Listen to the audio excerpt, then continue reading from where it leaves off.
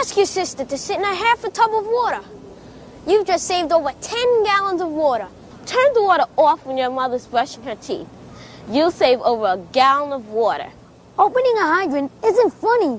It can waste over 1 million gallons of water a day. Don't let the water run while your father is shaving. This will save over 2 gallons of water. Tell your brother to get out of the shower.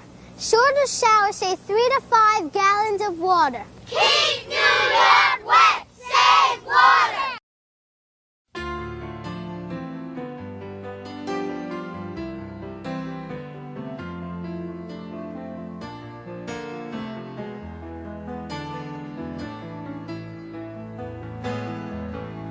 Once in your life you find her, someone who turns your heart around, and next thing you know you're closing down the town. Wake up and it's still with you, even though you left your way across town, wondering to yourself, hey, what have I found? When you get caught between the moon and New York City, I know it's crazy.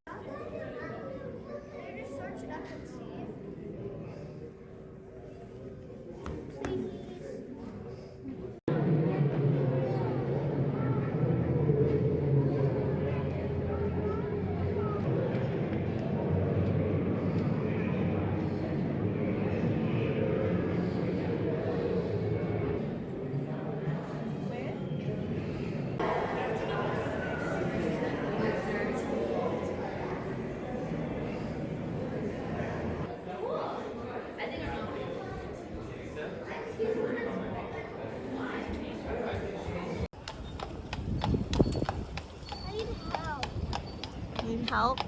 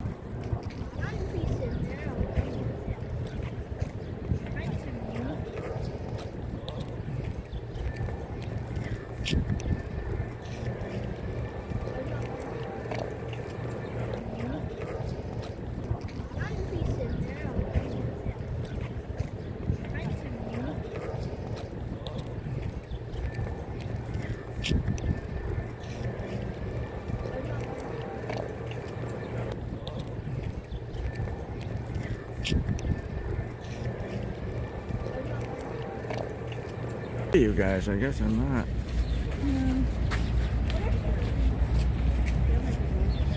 Look how hazy that is, the water.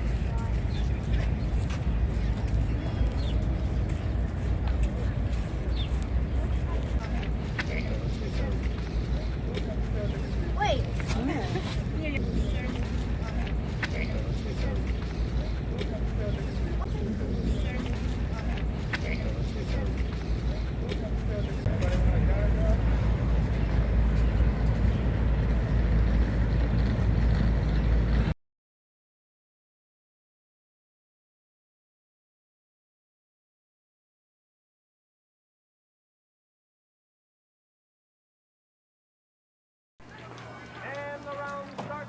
Yeah, how you doing? How you doing? Yeah. How you doing? How you doing? Jerry there? Yeah. How you doing? How you doing? How you doing? How you doing? How you doing? How you doing? How you doing? How you doing? How you doing? How you doing? How you doing? How you doing? How you doing? How you doing? How you doing? So what's going on? You don't want to know.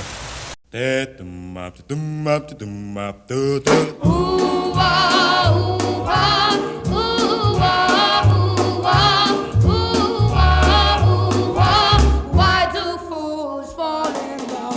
Why do birds sing so gay? And love is my way to break the day. Why do they fall in love?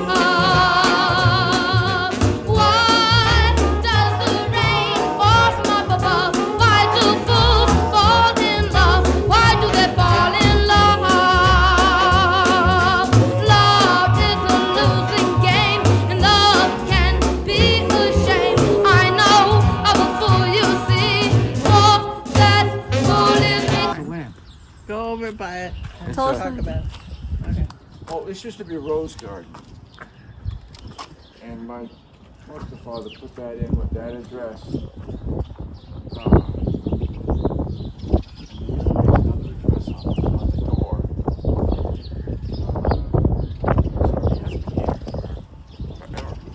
Wow. This is where Harry sits. Harry and his wife Linda got married. This used to be where a boiler room was. First it was coal, and there was a chute behind the house where the coal truck would pull in. They would dump all the coal down on a chute, and then it was stored up in a little bin. And then at some point he changed it to an oil burner so that they didn't have to use coal anymore. Then they renovated it when their son, real son Harry, got married, and they had to renovate a beautiful apartment down there. Nice job. So they lived down there for a long time. Basement apartment.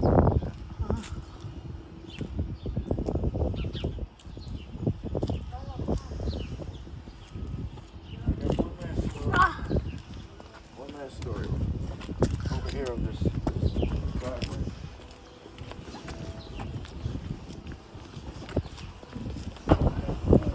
So I would ride my bike. If you go back here and look down, all the garages, it's all row garages, and you can see it from the back of the house. So I'd ride my bike, and I would go to the park. Sometimes I'd go down this hill and up the other hill. And right, so one time, I don't know what I was doing, but I did something to somebody. I was a cop walking the beat, and somehow he said something to me. I guess he knew I did something.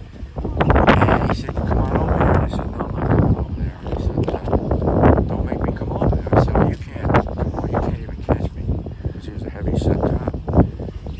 So we started running, and I started running down the alley. And I'm running, and I'm only like 10 years old, and this cop is catching up to me. I said, "I can't believe this guy, and finally I got so out of breath, I had to stop, and he grabbed me and brought me back to the house. And, told my foster parents, but I didn't do anything really bad, but I realized that's not a good thing to do. Lesson for you Yeah. guys. From a police officer? Yeah, he got me. He could I'm have Arlo. put me in jail. But he wasn't. He was a good guy. Tell us about Buck Buck, you're up. This tree and that tree. Like Buck Buck, you're up, which meant that you would grab, the first guy would grab the tree and bend over. The next guy would be behind him and grab him by the waist and bend over. He maybe, see how far, maybe 4 or 5. And then the last guy would run up and jump way up in the air to see how far up he could get close to the tree. And then then it was if they collapsed, then the other guy's turn, the other team's turn. And then and over here we would sit and play country western, sing country western songs. Yeah. Hank Williams and other. So we were in Brooklyn singing country western. I tell people that story, they don't believe it. You know? Yeah. But, Yeah. Anyway. Can you sing us one right now?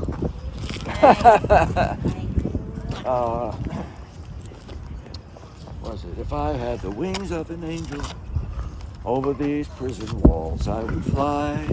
This was written by Hank Williams. He was in jail a few times, and that was a song he wrote.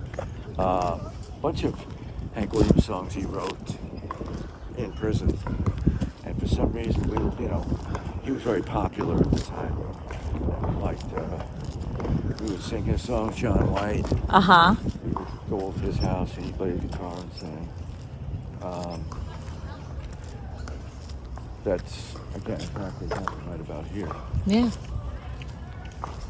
And this ring is a bicycle ring. It goes all the way around. It's an oval.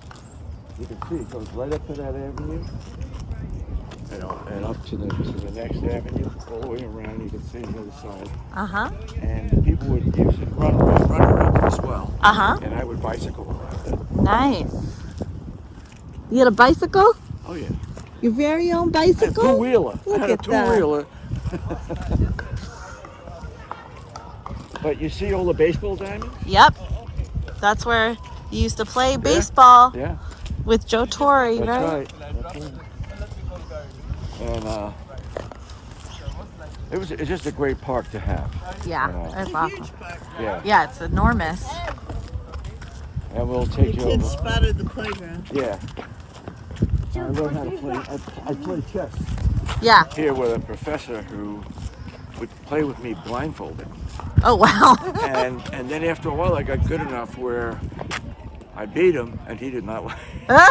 So after that he had to play me without being blindfolded. So I was getting better. All right. Nice guy.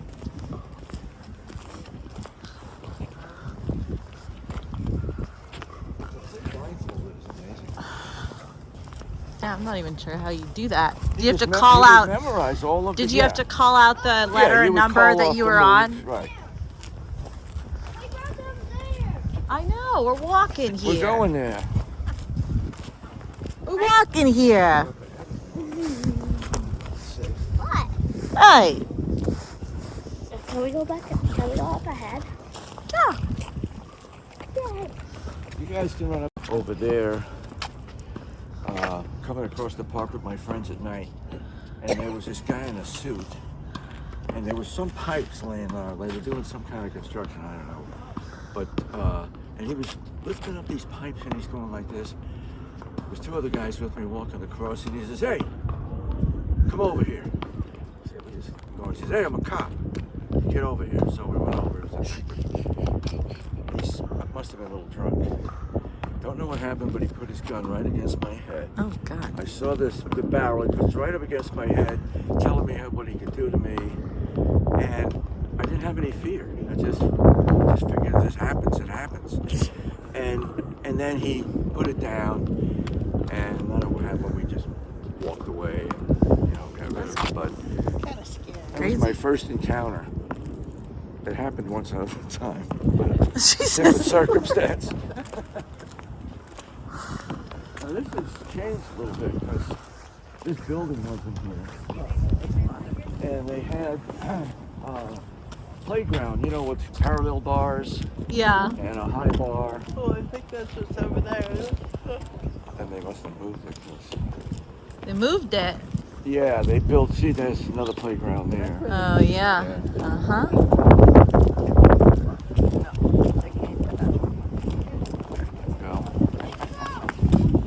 What time is it? The fence is open, but it says operating 6 to 10 a.m. Next to the neighbor. So we were sitting, there's a porch in the back, and there's rows of garages, you know. And we were looking up, and there was a screen up in their bedroom, and a screen in their dining room, whatever it was. So we were talking to Nanette, and we were getting her plugged up. And she said, you say that one more time. I'm going to take my pen, and I'm going to put it right through this screen. So obviously we said, yeah, you can't do that. I bet you can't do that. And all of a sudden you see the pen coming through the screen, and her father came walking and says, Nanette, what are you doing? He got her into trouble. So it was dumb. It was mean. It was not nice. No. So those particular houses there, one of them, I had a good friend that we, hang around with, and his name was Johnny Salika, and his father was a bantamweight champion of the world, which is very lightweight, because he was very, very light. And so I met him a couple of times, but it was unusual, to have somebody live in the neighborhood like that. A real celebrity. Yeah. And he ended up working down after, he wasn't a boxer anymore, down the Fulton Fish Market. Because it was all mafia controlled, and they said, come on, you work for us. And they made good money at the time. Yeah, all right. Good money, my friend. Anyway, there would be cats whining and screaming in his backyard. Oh. So we bought a pellet gun. A what? A pellet gun, a rifle, just pellets. Oh. And he would shoot the cats. No. Oh my God. But not kill them, just to get them off the fence, What a psycho. He's actually a very nice guy. Oh yeah, that sounds like it. Sounds like a real nice guy. The cats weren't crazy about him.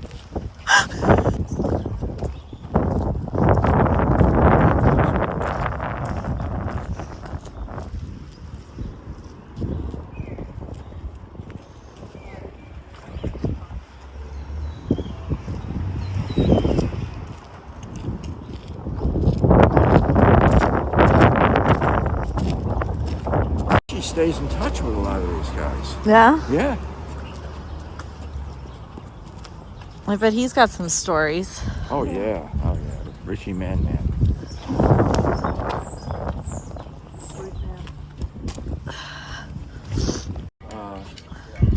I would hire myself out to paint these fences. Oh. And black paint. And my girlfriend goes right there. Yeah. Marianne Paris Condola. Paige, you come out and visit with me, and then Hey. I used to live here. Really? On the street, on the block here. Oh, on the block. Oh, okay. Yeah. That's cool. How far down? 23. Oh, okay. All right. So that's right. Yeah. I think we came here, what, 92? 92. Yeah. Oh, I left when I left. It used to be Serrano was here before us. Oh, Serrano. There you go. Yeah. See? I moved when I was in 1961. Oh, okay. But I always bring back the family to see the neighborhood. Take pictures. Yeah. It's still good. Yeah, it's still good. Take care. Enjoy, guys. So they were Italian, right? Uh-huh. And a friend of mine lived across the street here. Uh-huh. And there used to be a kosher butcher right here, Pollock's kosher butcher. So I was there, and I called up the kosher butcher, and I said, I want 10 kosher chickens delivered to my house. And so we're standing there, and Pollock comes out of his little truck, and he's got these kosher chickens, and he's knocking on the door, and the mother comes out, and he put pantomime, I didn't know there were any chickens. What are these chickens doing there? And we were just laughing and cracking up. It wasn't nice, but... Who paid for the chickens? Huh? Who had to pay for all those chickens? No, he took them back. Oh. You had to pay for And it. he's looking around, you know, like, He's such a smarty pants. Look at his license plate. Sorry. Uh-huh. There was an owl just perched on top of the roof. I'd never seen an owl before. It was huge. And he just hung out there for a few days, and then he was gone. But it was just stuck, I just remember it stuck in my mind. It's probably someone's ancestor coming for a visit. Could be. Yes. Yeah, no, it wasn't mine. Yeah. No doubt.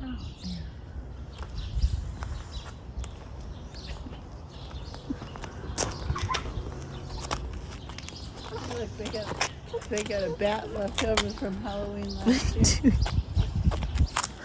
Yeah. Oh, yeah. It was a blizzard, and it was, see how big these trees are right here? It actually knocked down one of the trees. Oh, boy. I mean, it was a huge, and then it was blocking the street for, you know, days. I had to finally get somebody to cut it up. But it was like the size of that tree right there, falling down. Oh. Look at the eggs in the tree. Oh yeah, Easter eggs. Easter. Where? Right up here. Right there in the tree. Somebody has Yeah, look, they're all decorated for Easter here. It's nice. It's nice. How many